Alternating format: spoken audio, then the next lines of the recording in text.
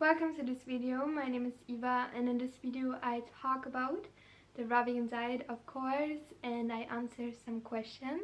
So the first question is for people who want to start a raw vegan diet: what equipment do I need, do I use, or do I have to have in order to make this diet successful, a fruit-based diet? And so they wonder, should I get a dehydrator, should I get a food processor, a blender, or a juicer? And in my opinion, in the beginning, I think you don't need anything, because in the beginning you can, just eat fruit and try it out. But I definitely would recommend to get a blender. I think a blender is the most important thing, because in my opinion and from my experience, I love smoothies and of course like dressings for salads, and it makes life just so much better. And the thing about smoothies is that you can drink a lot and you can have a lot of calories in a smoothie. So I really like it because I can just drink a smoothie and then not think about food for a couple of hours. That's why I love smoothies. So I would definitely recommend a blender for sure. And maybe in the beginning you can get a cheap blender, and then over time you can get a more expensive one. I have a really high-speed blender and it's an amazing device. You can see which blender I use on my website, so go in the description box. There's a link, so you can go there. And for the other things such as the dehydrator or food processor, I think the first 4 years I did this diet without having a dehydrator or without having a food processor, but now I have both, and it makes everything just so much more better, especially if you live in Germany or in a colder climate such as Norway or Denmark, Sweden, Netherlands, etc. I really love to have a food processor or a dehydrator, because you can make so many amazing recipes with it. And I think also for people who are not feeling full, or they feel full but they don't have the same feeling with a fruit-based diet or a raw vegan diet that they usually have with cooked food, a dehydrator or a food processor can really help with that, because there's so many great recipes where you feel really full and satisfied. And yeah, and it resembles a little bit cooked food, but it's way healthier. So I would definitely recommend to get a dehydrator and a food processor. But as I said, you don't really have to. It's just something that I think makes a lot of sense if you want to do this diet long term. A juicer, I have a juicer, but I haven't used it in a couple of years, because the thing is, I never juice. I prefer smoothies because I really like the fiber. I like to stay full for a long period of time, and it's a lot to clean as well. Like with the blender, I just clean it in maybe 2, 3, 4, 5 minutes, but with a juicer it really takes a lot more time to clean it. But people are so different. So for example, if you're a person you love juices, then definitely get a juicer as well. It's really your personal preference, I believe. And that's really it, and the rest you probably already have at home, like a knife, cutting board, etc.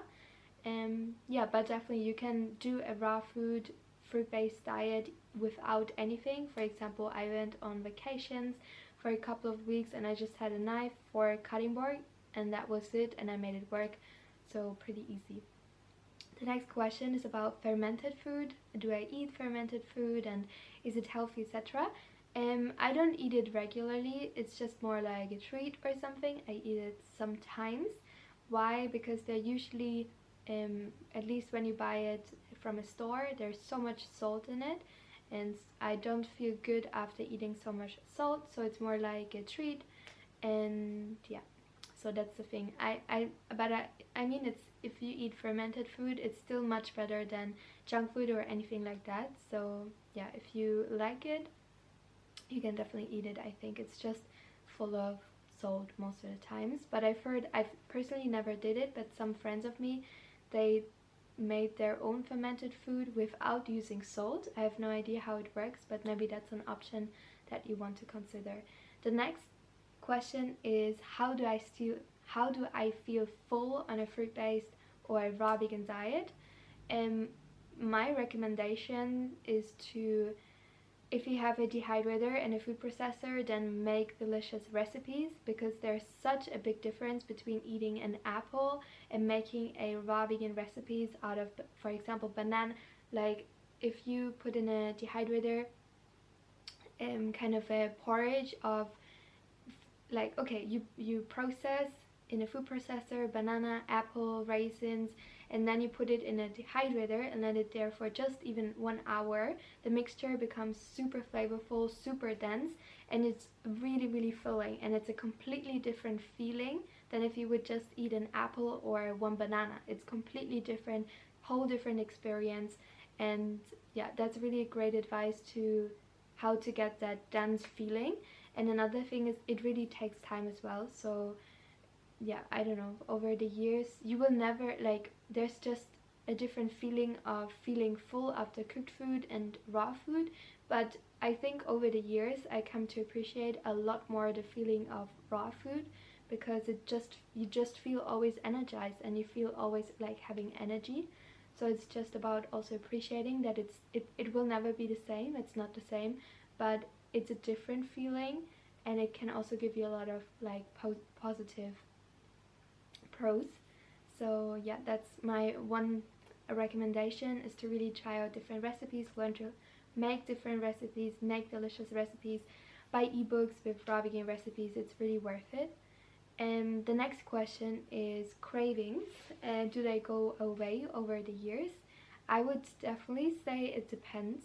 For example, I'm fruit-based for much over 5 years now, and vegan and vegetarian, like vegetarian for over 10 years.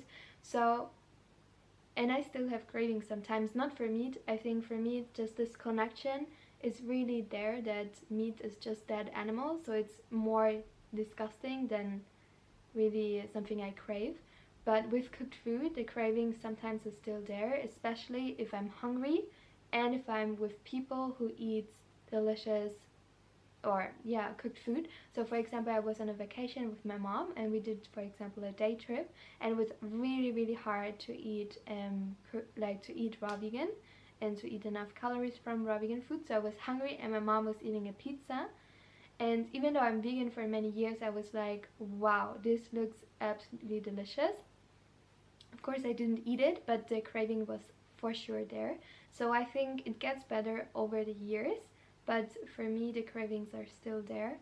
But it gets better. I think one advice that I can give is to make sure that you're full, that you're eating enough. But I mean, that's better said than done. I think that sometimes it can be just really hard. For example, if you're on a vacation, or you do a day trip, or you work many hours, it's just really sometimes hard to eat enough on a raw vegan diet. But that's just my one recommendation that I can give, to eat enough, and to always remember, why did you go raw vegan or fruit-based in the first place? What amazing benefits do you get from this lifestyle, and why do you do it? Just have that number one reason always in your head, and I think that's really helping. Another thing that I want to talk about is supplements, my opinion about supplements. I think that it's a tricky topic, and I could talk about it for hours. I just can say that I'm over 10 years, for example, vegetarian, and I haven't taken B12. I think maybe I took it for a week or something, and then I get tested, and I had like nothing, like no deficiency in anything. So everything is good, and I don't need to supplement. However, that's my experience, and that's just, you know, how I grew up. I don't have a deficiency in vitamin D, etc. But I think that it really depends. So I would still get, even if you're on a fruit-based diet, raw vegan diet, whatever diet you're on, like also meat-eating diet, just, you know, get your blood work checked, maybe every couple of years, whatever it is, and then you can see if you're deficient, and then you can supplement. But I think it's just so weird and so wrong to say, hey, you're vegan, or hey, you're raw vegan, or hey, you're vegetarian, so you need to take supplements, when meat eating is basically so damaging for the system and for the body, and they should not get their blood work done, or blood work test done, or supplement. It's just weird. So I would not go crazy about it. I would, if you're concerned, do a check and then you see if you are deficient or not, and then you can supplement accordingly. And for example, I think there's vitamin D, and that is something that you can just get from sunlight. So for example, if you're living in Norway or in Sweden or any cold climate and you have an office job, you never get outside basically, maybe check if you're deficient in vitamin D, but it has nothing to do with diet really.